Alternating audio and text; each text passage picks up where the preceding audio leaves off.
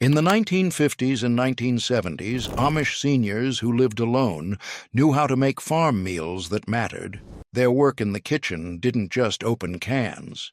They put leftover meat in metal trays, turned old bread into supper, and cooked meals for one when eating alone felt hard. These 30 forgotten Amish farm meals might sound too simple today, but they kept seniors through the loneliest years. Let's rediscover what Amish grandma cooked when the kitchen stayed quiet all day. Chicken pot pie wasn't the pastry-topped pie most people picture. It was thick, square-cut noodles cooked in chicken broth with chunks of tender chicken. Amish seniors made this when they had leftover chicken from Sunday dinner and wanted something filling that stretched one chicken into 4 meals. The pot pie was thick and hearty, shaped like wide, flat noodles cut into 2-inch squares. The smell was chicken broth and black pepper, and the taste was savory, comforting, and slightly peppery. It cost about 50 cents in 1965, 1 chicken boiled for broth, flour and eggs for noodles, black pepper. Some Amish grandmothers made chicken pot pie every Monday after Sunday's roasted chicken, using the leftover meat and bones to make broth. The thick noodles were filling enough to count as a complete meal, eaten from a bowl with a spoon. Children loved it because the noodles were soft and the chicken was tender. If chicken pot pie felt too heavy, what came next was simpler.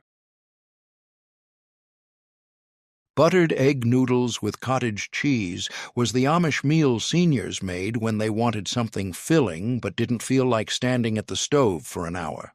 A plate of wide egg noodles tossed in butter, a scoop of cottage cheese, and a slice of bread was all you needed. The noodles were wide and flat, cooked until soft and tossed in melted butter. The smell was butter and fresh noodles, and the taste was rich, simple, and slightly salty from the butter and cottage cheese.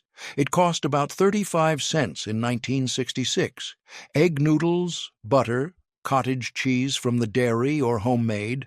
Some Amish grandmothers made buttered noodles with cottage cheese twice a week when they didn't feel like cooking meat. The cottage cheese was spooned onto the plate next to the noodles, and you mixed them together as you ate. Children loved this meal because it was mild and creamy, and they could eat it quickly. If buttered noodles felt too plain, what came next was heartier. Ham and green beans, slow-cooked together, was the Amish meal seniors made when they had a ham bone left from Sunday dinner and a bag of green beans. The beans and ham were cooked together in one pot all day until the beans were soft and flavored with smoky ham. The green beans were soft and smoky, cooked until they fell apart on your fork. The smell was ham and green beans, and the taste was salty, smoky, and slightly sweet from the beans. It cost about 40 cents in 1967. A ham bone, fresh or canned green beans, water. Some Amish grandmothers made ham and green beans every week after Sunday dinner, using the leftover ham bone to flavor an entire pot of beans that lasted for 3 or 4 meals. The beans were eaten with a slice of homemade bread to soak up the smoky broth. Children ate the ham first and pushed the beans around until Grandma insisted. If ham and green beans felt too simple, what came next was creamier. Before we move on, many of you asked in the comments where to find these recipes. We even received tons of email too, so we published these recipes on our website. The link is in the description. Let's continue. Creamed chicken over homemade biscuits was the Amish meal seniors made when they wanted something that felt like Sunday dinner but could be made from leftovers and canned soup. Diced chicken in cream sauce, 2 biscuits, and a spoonful of peas made a meal that tasted like comfort food. The chicken was cubed and simmered in thick cream sauce made from canned soup and milk. The smell was cream and butter, and the taste was rich, savory, and slightly bland. It cost about 60 cents in 1968. Leftover chicken, cream of chicken soup, milk, homemade biscuits, canned peas. Some Amish grandmothers made creamed chicken after roasting a chicken on Sunday, using the leftover meat to make 3 or 4 more meals during the week. The biscuits were made fresh every morning and used throughout the day. Children loved creamed chicken because the biscuits soaked up the cream sauce and turned soft and rich. If creamed chicken felt too rich, what came next was crispier.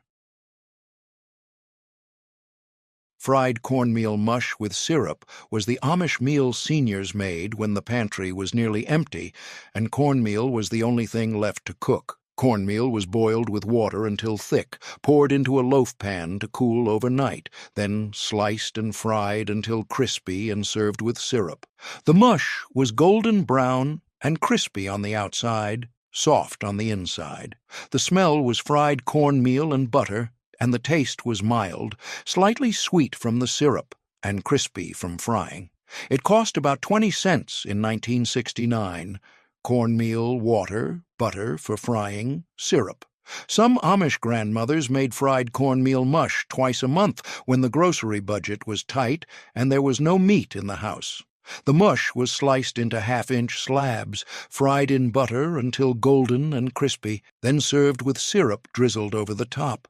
Children loved fried mush because it tasted like pancakes but crispier, and they ate it with their hands. The first 5 Amish farm meals were simple: chicken pot pie with square-cut noodles, buttered egg noodles with cottage cheese, ham and green beans, slow-cooked together, creamed chicken over homemade biscuits, and fried cornmeal mush with syrup. But the next 5 go deeper, into brown butter potatoes, beef and noodles, Amish macaroni, scrapple, and baked chicken thighs. Brown butter potatoes with onions was the Amish meal seniors made when potatoes were cheap and they had butter and onions left in the pantry. Sliced potatoes fried in butter with onions until golden brown and crispy on the edges, served on a plate with a slice of bread, was a complete meal that filled you up and cost almost nothing. The potatoes were sliced thin and fried in a cast-iron skillet with butter and sliced onions until the edges turned crispy and golden brown. The smell was butter and caramelized onions, and the taste was rich, slightly sweet from the onions and savory from the butter. It cost about 30 cents. Potatoes from the cellar, butter, onions from the garden or store. Some Amish grandmothers made brown butter potatoes twice a week when they didn't feel like cooking meat and wanted something filling that could be made in one skillet. The potatoes were served on a plate with a slice of homemade bread to soak up the butter, and some grandmothers added a fried egg on top. Children loved brown butter potatoes because they were crispy and salty, and they ate them with their hands, dipping each slice in the leftover butter pooled on the plate. If brown butter potatoes felt too simple, what came next was heartier: beef and noodles cooked all day until the meat fell apart. Beef and noodles cooked all day was the Amish meal seniors made when they had a cheap cut of beef and wanted to turn it into something tender and filling. The beef was simmered in a pot all day until it fell apart, then thick homemade noodles were added and cooked until soft, and the whole meal was served in bowls with the rich beef broth soaking into every noodle. The beef was cut into chunks and browned in a pot, then covered with water, and simmered on the back of the stove for 6 or 7 hours until the meat was so tender it fell apart when you stirred it. The smell was beef broth and black pepper, and the taste was rich, beefy, and slightly peppery. It cost about $1, a cheap cut of beef like chuck or stew meat, homemade egg noodles, water for broth, black pepper. Some Amish grandmothers made beef and noodles once a week and let it cook all day while they did other chores, and the smell of simmering beef filled the kitchen. The beef and noodles were served in deep bowls with a spoon, and the broth was thick and rich from the beef fat. Children loved it because the meat was so tender it didn't require chewing, and the noodles were soft and soaked up all the beefy flavor. If beef and noodles felt too heavy, what came next was lighter: Amish macaroni with tomatoes that tasted like summer in a bowl. Amish macaroni with tomatoes was the meal seniors made when they had elbow macaroni in the pantry and canned tomatoes from last summer's harvest. The macaroni was cooked until soft, then mixed with stewed tomatoes and butter, and served warm in a bowl with a slice of bread on the side. The macaroni was soft and slightly sweet from the tomatoes, and the tomatoes were chunky and tangy. The smell was stewed tomatoes and butter, and the taste was simple, slightly sweet, and comforting. It cost about 40 cents. Elbow macaroni, canned tomatoes from the pantry, butter, a pinch of sugar to cut the acid. Some Amish grandmothers made macaroni with tomatoes twice a week during the summer when fresh tomatoes were plentiful, and they canned dozens of jars to use throughout the winter. The meal was served in a bowl and eaten with a spoon, and the tomato juice mixed with the butter coated every piece of macaroni. Children loved macaroni with tomatoes because it was sweet and mild, and they ate it quickly without complaint. The leftovers were stored in a covered bowl in the refrigerator and reheated on the stovetop, and the macaroni absorbed more tomato juice overnight. If macaroni with tomatoes felt too plain, what came next was crispier. Scrapple slices fried with apples that tasted like breakfast, and dinner combined. Scrapple slices with fried apples was the Amish meal seniors made when they had a loaf of scrapple in the refrigerator and apples that needed to be used before they went bad. 2 thick slices of scrapple fried until crispy, a pile of fried apples sweetened with sugar, and a slice of bread made a meal that tasted like breakfast for dinner. The scrapple was sliced thick and fried in a hot skillet until browned and crispy on both sides, and the texture was crispy on the outside and soft on the inside. The smell was fried pork and apples, and the taste was savory from the scrapple and sweet from the fried apples. It cost about 50 cents, a loaf of scrapple, apples from the orchard or store, sugar, butter for frying. Some Amish grandmothers made scrapple with fried apples once a week when scrapple was on sale or made fresh during hog butchering season. The scrapple was served on a plate with the fried apples piled on the side, and the sweetness of the apples balanced the salty, savory scrapple. Children were divided on scrapple. Some loved the crispy edges, while others refused to eat it because they knew it was made from pork scraps and cornmeal. If scrapple felt too heavy, what came next was lighter. Baked chicken thighs with pan drippings that tasted like Sunday dinner, shrunk down for one person.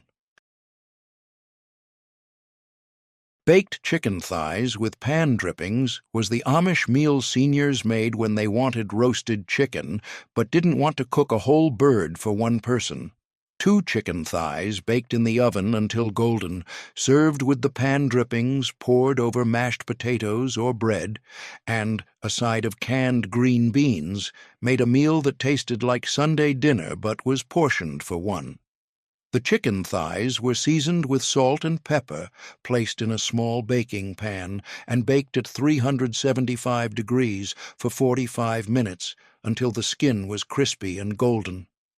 The smell was roasted chicken and butter, and the taste was savory, slightly crispy on the outside and juicy inside. It cost about 65 cents, 2 chicken thighs from the butcher, salt and pepper, butter for the pan, canned green beans. Then some Amish grandmothers baked chicken thighs twice a week and stored the leftovers in the refrigerator for the next day's meal, and the chicken tasted just as good cold as it did hot. The chicken thighs were easy to eat because the meat fell off the bone, and children loved the crispy skin.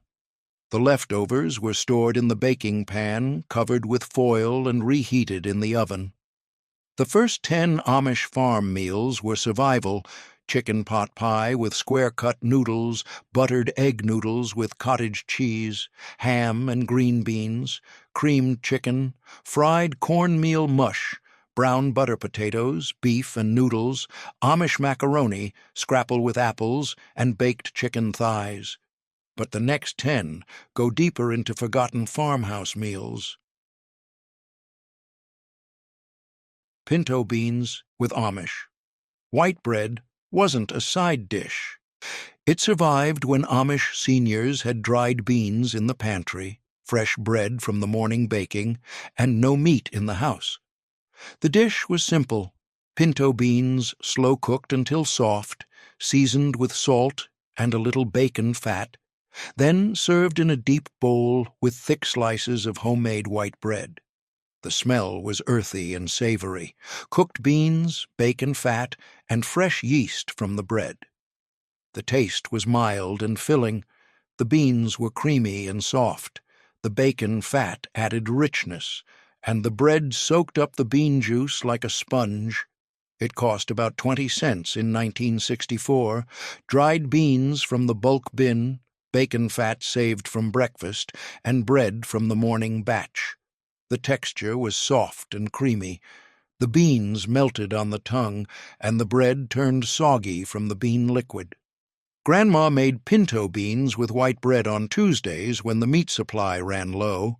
She soaked the beans overnight, cooked them all morning on the stove top, and added a spoonful of bacon fat at the end for flavor.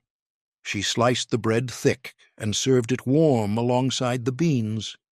Children dipped the bread into the bean juice and ate it until the bowl was clean. The dish disappeared by the 1980s when canned beans became easier and seniors stopped cooking dried beans from scratch. If pinto beans with white bread felt too plain, what came next was sweeter. Butter plate, cottage cheese and apple butter plate wasn't dessert. It survived when Amish seniors had fresh cottage cheese from the dairy, apple butter from last fall's canning, and no appetite for a heavy meal. The dish was simple: a scoop of cold cottage cheese placed on a plate next to a spoonful of dark apple butter. The smell was tangy and sweet: sour milk from the cottage cheese, cinnamon and apples from the butter. The taste was a contrast. The cottage cheese was cold, creamy, and slightly sour, while the apple butter was sweet, thick, and spiced. It cost about 25 cents in 1965. Cottage cheese from the morning milking, apple butter from the cellar. The texture was varied. The cottage cheese was lumpy and creamy. The apple butter was smooth and sticky. Grandma made cottage cheese and apple butter plates on summer nights when she didn't want to cook. She scooped the cottage cheese onto a plate, added a spoonful of apple butter next to it, and ate them together with a spoon, alternating bites of sour and sweet. Children didn't always like it. They said the cottage cheese looked too lumpy and tasted too sour, but older folks loved it because it was light, cool, and easy to digest. The dish disappeared by the 1980s when store-bought yogurt replaced cottage cheese. If cottage cheese and apple butter felt too light, what came next was heavier. Fried cabbage with bacon pieces wasn't a side dish. It survived when Amish seniors had a head of cabbage from the garden, bacon scraps from breakfast, and one skillet to cook it all in. The dish was simple: cabbage shredded into thin strips, fried in bacon grease until soft and golden, then topped with crispy bacon pieces. The smell was smoky and sweet: fried bacon, caramelized cabbage, and a hint of black pepper. The taste was rich and savory. The cabbage was sweet and tender. The bacon added saltiness and crunch, and the bacon grease made everything taste richer. It cost about 30 cents in 1966, a head of cabbage from the garden, bacon scraps saved from breakfast. The texture was soft and slightly crispy. The cabbage wilted in the hot grease, and the bacon pieces stayed crunchy on top. Grandma made fried cabbage with bacon on Wednesday nights when the cabbage heads were piling up in the cellar. She shredded the cabbage with a knife, heated bacon grease in the skillet, and fried the cabbage slowly until it turned golden. She crumbled the bacon pieces over the top before serving. Children loved it. They called it bacon cabbage and ate it without complaint. The dish disappeared by the 1980s when frozen vegetables replaced fresh cabbage. If fried cabbage with bacon pieces felt too rich, what came next was simpler: Simple meatloaf with milk gravy wasn't fancy cooking. It survived when Amish seniors had ground beef, stale bread, and fresh milk from the dairy to stretch the meat further. The dish was basic: ground beef mixed with breadcrumbs, a beaten egg, and a little salt, then shaped into a loaf and baked until firm. The milk gravy was made from pan drippings, flour, and whole milk stirred together until thick. The smell was savory and comforting. Browned beef, toasted breadcrumbs, and creamy milk. The taste was mild and filling. The meatloaf was plain but hearty, and the milk gravy added richness without being too heavy. It cost about 50 cents in 1967, a pound of ground beef, stale bread crumbled into crumbs, 1 egg, and a cup of whole milk. The texture was firm and dense. The meatloaf held together well, and the gravy was smooth and creamy. Grandma made simple meatloaf with milk gravy on Thursdays when payday was still a day away. She mixed the meat with breadcrumbs and egg, pressed it into a loaf pan, and baked it until the top turned brown. She made the gravy in the same pan, scraping up the browned bits for flavor. Children ate it with mashed potatoes, soaking up the gravy with every bite. The dish disappeared by the 1980s when fancy meatloaf recipes with ketchup glaze became popular. If simple meatloaf with milk gravy felt too heavy, what came next was lighter. Skillet fried potatoes with ham bits wasn't breakfast food. It survived when Amish seniors had leftover boiled potatoes, ham scraps from Sunday's dinner, and 1 cast-iron skillet to cook it all in. The dish was simple: old boiled potatoes, sliced thin, fried in lard until crispy, then topped with small pieces of leftover ham. The smell was smoky and savory: fried lard, caramelized potatoes, and salty ham. The taste was rich and filling. The potatoes were crispy on the outside and soft on the inside, and the ham added a salty, smoky flavor. It cost about 35 cents in 1968, leftover boiled potatoes, ham scraps from Sunday, and a spoonful of lard. The texture was crispy and tender. The potatoes had golden, crunchy edges, and the ham pieces stayed chewy. Grandma made skillet fried potatoes with ham bits on Monday nights when Sunday's ham was gone, except for the scraps. She sliced the cold potatoes, thin heated lard in the skillet until it sizzled, and fried the potatoes until they turned golden. She added the ham pieces at the end, stirring them in just long enough to heat through. Children scraped the crispy potato bits from the bottom of the skillet. They called them the burnt part, and fought over who got the most. The dish disappeared by the 1980s when microwave ovens replaced cast-iron skillets. If skillet fried potatoes with ham bits felt too crispy, what came next was softer. The first 15 Amish meals were survival: chicken pot pie with square-cut noodles, buttered egg noodles with cottage cheese, ham and green beans slow-cooked together, scrapple with fried apples, beef and noodles cooked all day, pinto beans with white bread, cottage cheese with apple butter, fried cabbage with bacon, simple meatloaf with milk gravy, and skillet fried potatoes with ham bits. But the next 5 go deeper. Chicken corn soup wasn't thick like restaurant chowder. Amish seniors made it when a whole chicken needed to be stretched into multiple meals. Corn was fresh from the garden, and a pot of thin soup could feed 1 person for days. The dish came from kitchens where nothing was wasted, and every bone was boiled for broth. A whole chicken was simmered in a large pot of water until the meat fell off the bones. Then the meat was picked clean and returned to the broth, along with fresh corn kernels cut straight from the cob. The smell was light and savory: chicken broth, sweet corn, and a hint of celery if the cook added a stalk. The taste was mild and comforting. Not rich or creamy, just a clean, simple chicken flavor with bursts of sweetness from the corn. It cost about 40 cents in 1969. A whole chicken from the henhouse, corn from the garden, and a little salt. The texture was thin and brothy, not thick like a stew, just a light soup with tender chicken pieces and soft corn floating in the broth. Some families added rivels, small flour dumplings, to make it more filling, but most kept it plain because chicken and corn were enough. Grandma made chicken corn soup on summer nights when the corn was ripe and a chicken needed to be butchered. She boiled the chicken all afternoon, picked the meat clean, and cut the corn from the cob with a sharp knife. She served the soup hot in deep bowls, eating it slowly with a spoon. Children loved it. They called it corn soup and slurped the broth until the bowl was empty. The dish disappeared by the 1980s when canned soup became easier, and seniors stopped boiling whole chickens for broth. If chicken corn soup felt too thin, what came next was thicker, Amish potato filling made with bread and onions. Amish potato filling wasn't mashed potatoes and it wasn't stuffing. It was both at the same time.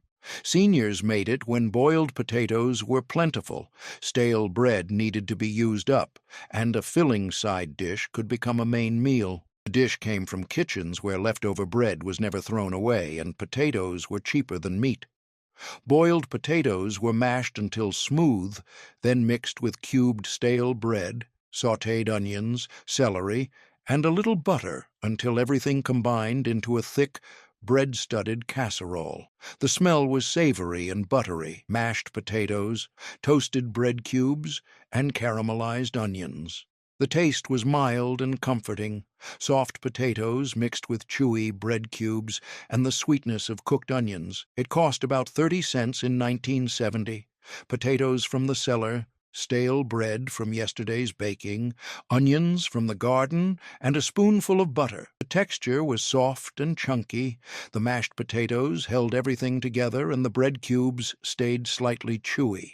Some families baked it in the oven until the top turned golden and crispy, but most served it straight from the pot because it was meant to be eaten quickly. Grandma made potato filling on Sundays when the bread was stale and the potatoes were boiled for dinner.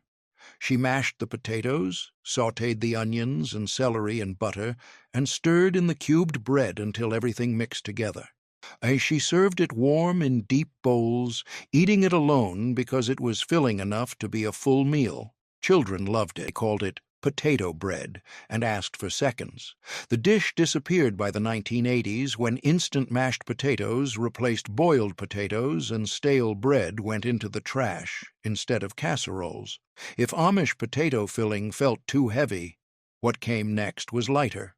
Fried bologna served with warm potato salad. Fried bologna with warm potato salad wasn't a fancy lunch. Amish seniors made it when bologna was cheap at the butcher shop.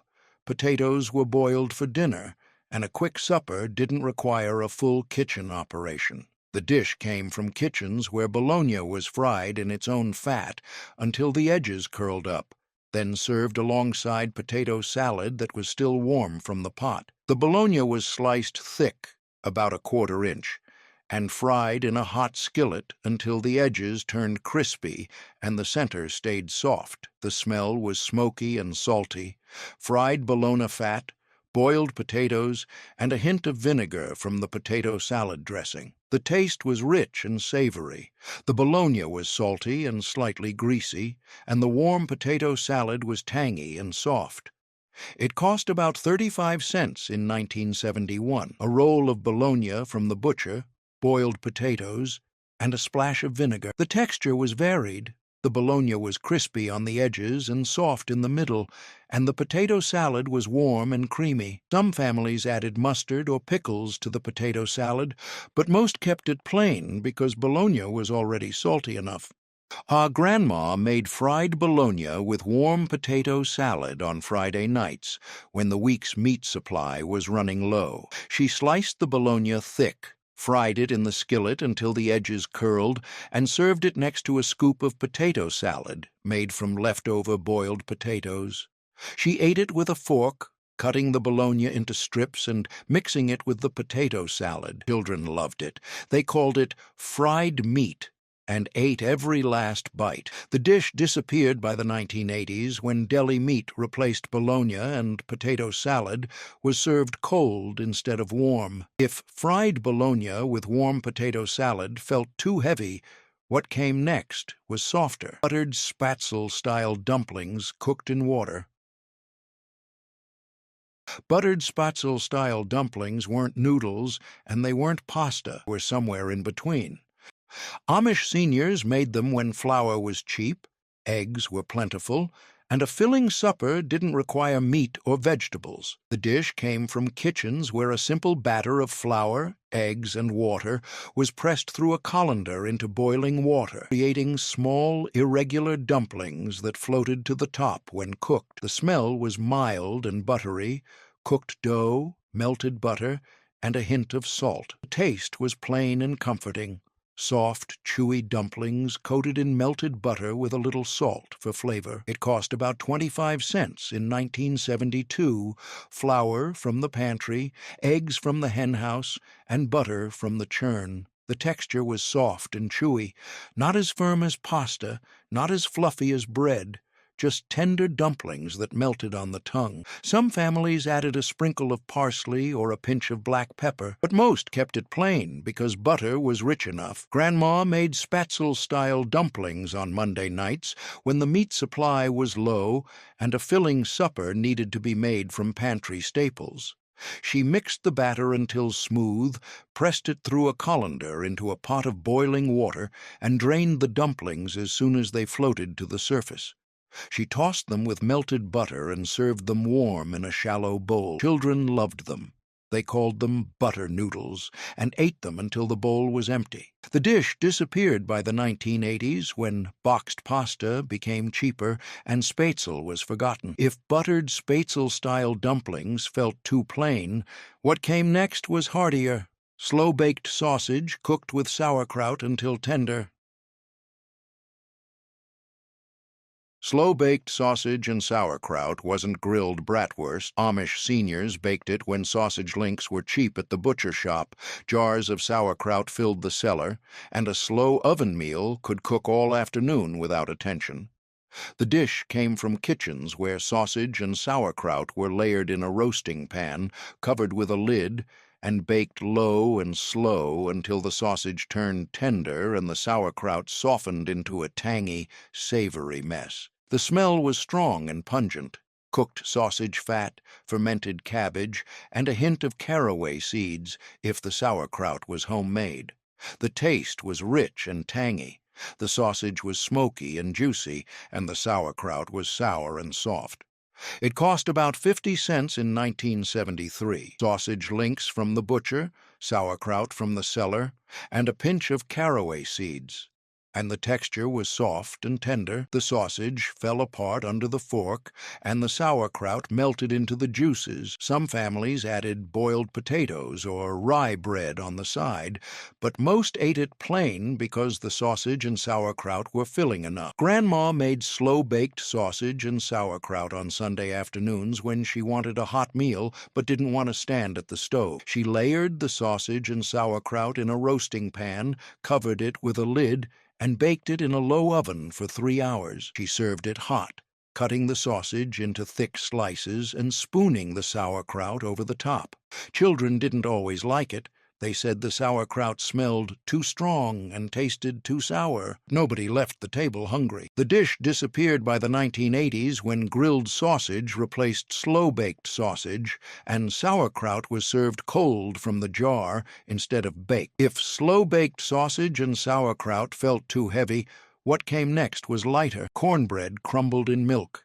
The first 20 Amish meals were survival, from chicken pot pie and buttered egg noodles with cottage cheese to chicken corn soup, Amish potato filling, fried bologna with warm potato salad, buttered spaetzle-style dumplings, and slow-baked sausage with sauerkraut. These weren't restaurant dishes. They were what seniors ate alone when cooking felt impossible. But the next 10 go deeper. Cornbread crumbled in milk wasn't fancy. It survived when Amish seniors had leftover cornbread, fresh milk from the dairy, and no appetite for a heavy supper. The dish was simple: a bowl of crumbled yellow cornbread soaked in cold whole milk until soft. The smell was faintly sweet from the cornmeal and rich from the cream in the milk. The taste was mild and comforting, like cereal but heavier, with a grainy texture that melted on the tongue. It cost about 20 cents in 1968. Cornbread from yesterday's baking, milk from the morning milking. The texture was soft and mushy, almost like porridge, with small lumps of cornbread that hadn't fully dissolved. Some families added a spoonful of honey or molasses to sweeten it, but most ate it plain because sugar cost money and milk was already sweet enough. Grandma made cornbread in milk on quiet nights when she didn't want to cook. She crumbled the leftover cornbread into a deep bowl, poured cold milk over the top, and ate it slowly with a spoon while sitting at the kitchen table. Children didn't always like it. They said it looked like baby food and tasted too plain, but older folks loved it because it was easy to chew and gentle on the stomach. The dish disappeared by the 1980s when seniors started buying cereal from the grocery store instead of crumbling yesterday's cornbread. Nobody missed it, except the ones who remembered eating it alone in a quiet farmhouse when there was nobody else to cook for. If cornbread crumbled in milk felt too plain, what came next was heartier. A one-pan beef hash, slow-cooked with root vegetables until everything melted together. One-pan beef hash with root vegetables wasn't restaurant food. It survived when Amish seniors had leftover beef, a few root vegetables from the cellar, and one cast-iron skillet to cook it all in. The dish was rustic. Chunks of cooked beef mixed with diced potatoes, turnips, carrots, and onions, all fried together in beef fat until browned and crispy on the bottom. The smell was savory and earthy. Beef drippings, caramelized onions, and roasted root vegetables. The taste was rich and filling, salty from the beef, sweet from the carrots, and slightly bitter from the turnips. It cost about 40 cents in 1969. Beef scraps from Sunday's roast, vegetables from the cellar, and beef fat rendered from the last butchering. The texture was varied. Crispy edges where the hash touched the hot skillet, soft centers where the vegetables steamed together, and chewy bits of beef throughout. Some families added a fried egg on top for extra protein, but most ate it plain because eggs were saved for breakfast. Grandma made one-pan hash on Monday nights when Sunday's roast beef was gone, except for the scraps. She diced the leftover beef, chopped the root vegetables into small cubes, melted a spoonful of beef fat in the skillet, and fried everything together over medium heat until the bottom turned golden brown. She stirred it occasionally, but mostly let it sit so the vegetables could caramelize. Children scraped the crispy bits from the bottom of the skillet. They called it the burnt part and fought over who got the most. The dish disappeared by the 1980s when seniors started using microwave ovens instead of cast-iron skillets, and leftover roast beef went into sandwiches instead of hash. Nobody makes it anymore, except the ones who remember scraping the skillet clean on a Monday night. If one-pan beef hash felt too heavy, what came next was lighter. Amish oatmeal, slow-cooked with cream and molasses until it turned into dessert. Amish oatmeal with cream and molasses wasn't breakfast cereal. It survived when seniors had rolled oats, fresh cream from the dairy, and a jar of blackstrap molasses in the pantry when there was nothing else sweet. The dish was thick and creamy. Slow-cooked oats, stirred with heavy cream. The smell was warm and earthy. Toasted oats, caramelized molasses, and rich cream. The taste was sweet, but not sugary. Molasses gave it a deep, almost smoky sweetness, and the cream made it rich and velvety. It cost about 25 cents in 1970. Oats from the bulk bin, cream from the morning milking, and molasses from the last canning season. The texture was smooth and thick, like pudding, with a slight chewiness from the oats. Some families added a pinch of cinnamon or a handful of raisins, but most kept it plain because molasses was flavor enough. Grandma made oatmeal with cream and molasses on cold mornings when she wanted something warm and filling. She cooked the oats slowly on the stove, stirred in the cream halfway through, and drizzled molasses over the top before serving. She ate it from a deep bowl with a spoon, savoring every bite because it felt like a treat, even though it cost almost nothing. Children loved it. They called it sweet oatmeal and asked for seconds. The dish disappeared by the 1980s when instant oatmeal packets became popular and seniors stopped cooking oats from scratch. Nobody makes it anymore except the ones who remember eating molasses oatmeal on a winter morning when the kitchen smelled like cream and warmth. If Amish oatmeal with cream and molasses felt too sweet, what came next was darker. Pan-fried chicken livers with onions wasn't fancy cooking. It survived when Amish seniors butchered their own chickens, saved the livers in the icebox, and fried them in lard when there was no other meat in the house. The dish was simple. Chicken livers dredged in flour, fried in hot lard until crispy, then topped with caramelized onions. The smell was strong and earthy, iron from the livers, sweet from the onions, and smoky from the lard. The taste was intense, rich and slightly bitter, with a creamy texture inside and a crispy crust outside. The onions added sweetness that balanced the liver's strong flavor. It cost about 30 cents in 1971, livers from the last chicken butchering, onions from the cellar, and lard rendered from the pig. The texture was varied. Crispy on the outside, soft and almost custard-like on the inside, with tender, sweet onions on top. Some families added a splash of vinegar to cut the richness, but most ate it plain with a slice of white bread to soak up the drippings. Grandma made chicken livers on Fridays when the butchering was done and the livers were fresh. She dredged them in seasoned flour, heated a spoonful of lard in the skillet until it smoked, and fried the livers quickly, no more than 2 minutes per side. She cooked the onions separately in the same pan, letting them caramelize slowly until golden and sweet. Children didn't always like it. They said it tasted too strong and looked too dark, but older folks loved it because it was cheap, filling, and full of iron. The dish disappeared by the 1980s when seniors stopped butchering their own chickens and started buying boneless breasts at the grocery store. Nobody makes it anymore except the ones who remember frying livers on a Friday afternoon when the kitchen smelled like lard and onions. If pan-fried chicken livers with onions felt too intense, what came next was lighter. Stewed tomatoes with homemade bread wasn't a soup. It survived when Amish seniors had jars of home-canned tomatoes in the cellar, fresh bread from the morning baking, and no appetite for a heavy supper. The dish was simple: canned tomatoes heated on the stove with a pinch of salt and sugar, then ladled over thick slices of homemade white bread. The smell was bright and tangy: acidic tomatoes, yeasty bread, and a faint sweetness from the sugar. The taste was sweet and sour, the tomatoes were tart and juicy, the bread was soft and absorbent, and the sugar balanced the acidity. It cost about 20 cents in 1972, tomatoes from last summer's canning, bread from the morning batch, and a pinch of sugar from the pantry. The texture was soft and soupy.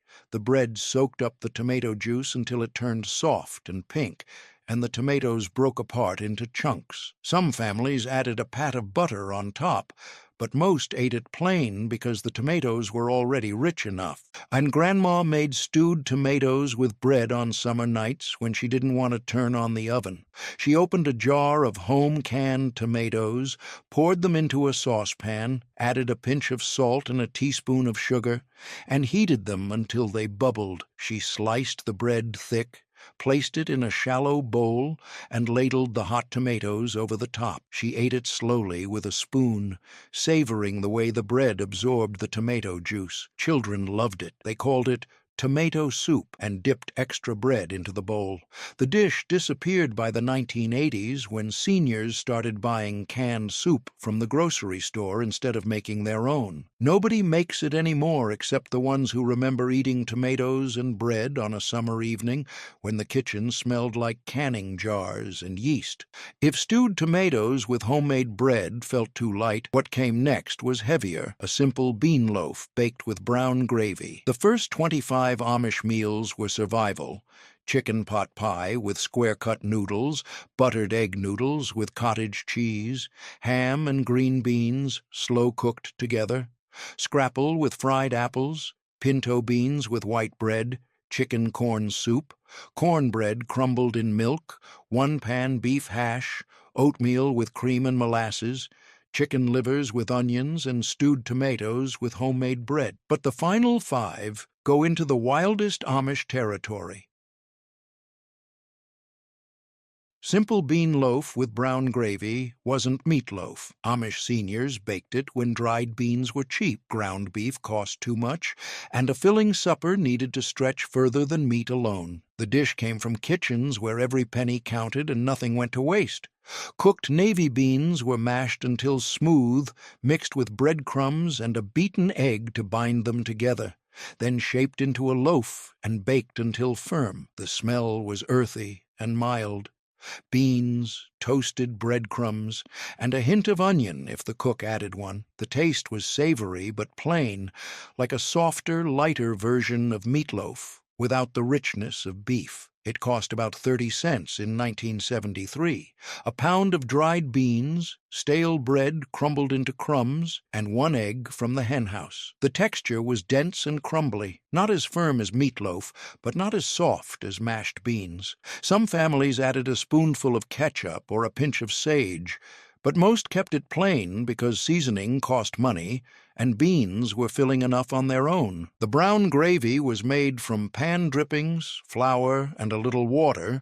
Nothing fancy, but it made the bean loaf taste richer. Grandma baked bean loaf on Thursdays when the meat supply ran low and payday was still 2 days away. She mashed the beans with a fork, stirred in the breadcrumbs and egg, pressed the mixture into a loaf pan, and baked it until the top turned golden. She made the gravy in the same pan, scraping up the browned bits from the bottom to give it flavor. Children ate it without complaint because it looked like meatloaf and tasted close enough. The dish disappeared by the 1980s when ground beef became more affordable and seniors stopped making bean loaf altogether. If simple bean loaf with brown gravy felt too heavy, what came next was lighter but stranger: skillet apples cooked with pork trimmings. Skillet apples and pork trimmings wasn't dessert. Amish seniors fried it when apples were cheap in the fall, pork scraps were left over from butchering, and a one-pan supper needed to be both sweet and savory. The dish came from kitchens where nothing was wasted and every part of the pig was used. Pork trimmings, the fatty bits left after cutting chops or roasts, were fried in their own fat until crispy. Then sliced apples were added to the same skillet and cooked until soft and caramelized. The smell was sweet and smoky: fried pork fat, caramelized apples, and a hint of cinnamon if the cook added a pinch. The taste was a mix of sweet and salty. The apples were soft and sugary, the pork was crispy and rich, and the fat from the pork made the apples taste richer. It cost about 25 cents in 1974. Apples from the orchard, pork scraps from the last butchering, and a pinch of cinnamon from the spice jar.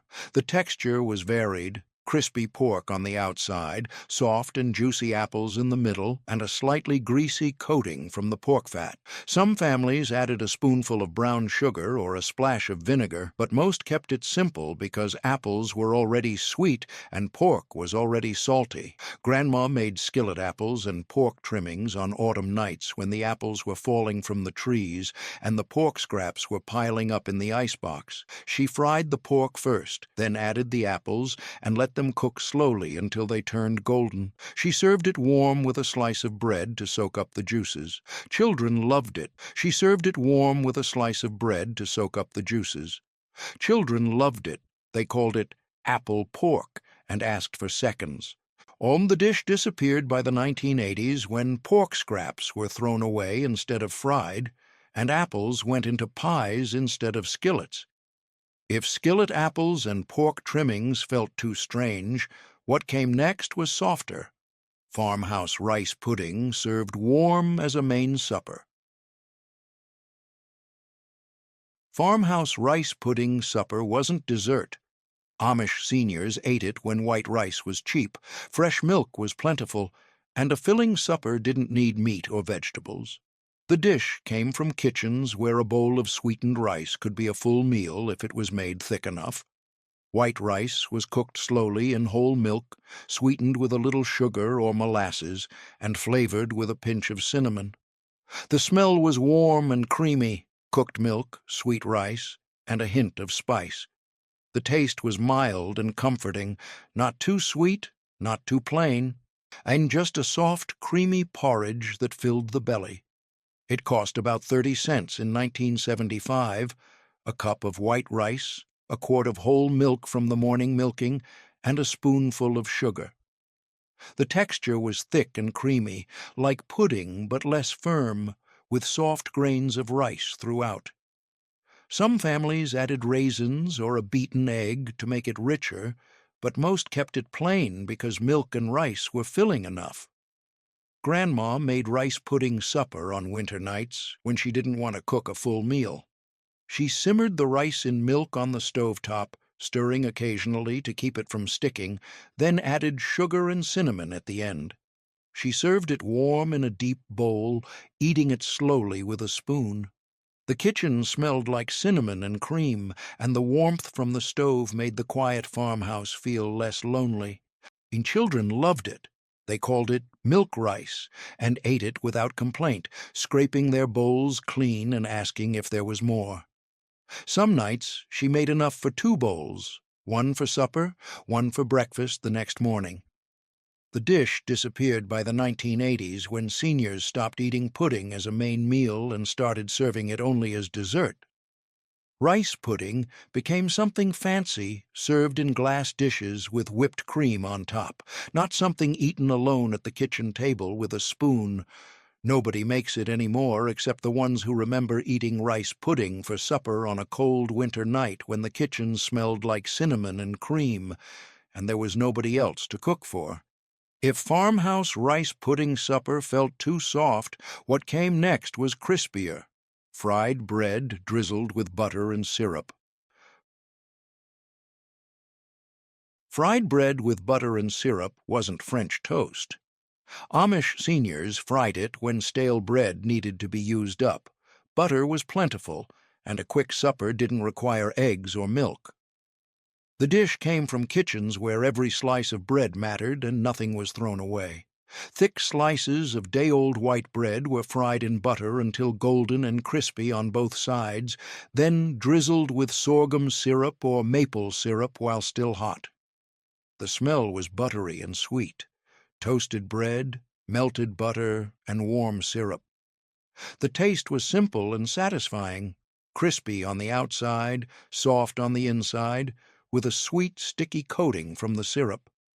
It cost about 20 cents in 1976, stale bread from yesterday's baking, butter from the churn, and syrup from the pantry. The texture was crispy and soft at the same time. The fried edges were crunchy, the middle stayed soft, and the syrup soaked into the bread until it turned slightly soggy. Some families added a sprinkle of cinnamon sugar on top, but most kept it plain because syrup was sweet enough. Grandma made fried bread with butter and syrup on nights when she didn't feel like cooking a full meal. She heated a spoonful of butter in the skillet, fried the bread slices until golden, and drizzled syrup over the top while they were still hot. She ate it with her hands, licking the syrup off her fingers. The kitchen smelled like butter and syrup, and the warmth from the skillet made the quiet evenings feel less empty. Children loved it. They called it sweet fried bread and fought over who got the crispiest pieces, standing by the stove, waiting for the next batch to come out of the pan. The dish disappeared by the 1980s when seniors stopped frying stale bread and started making toast in a toaster instead. Fried bread became something forgotten, replaced by store-bought breakfast pastries and microwaved waffles. Nobody makes it anymore except the ones who remember eating fried bread on a quiet evening when the kitchen smelled like butter and syrup, and there was nobody else to share it with. If fried bread with butter and syrup felt too sweet, what came next was the simplest. Leftover roast beef gravy over bread. Leftover roast beef gravy over bread wasn't a sandwich. Amish seniors ate it when Sunday's roast beef was gone, the gravy jar was still half full, and there was no meat left for Monday's supper. The dish came from kitchens where gravy was never wasted, and a slice of bread could stretch one more meal from Sunday's dinner. The gravy was reheated on the stove until it bubbled, then ladled over thick slices of homemade white bread until the bread soaked it up like a sponge.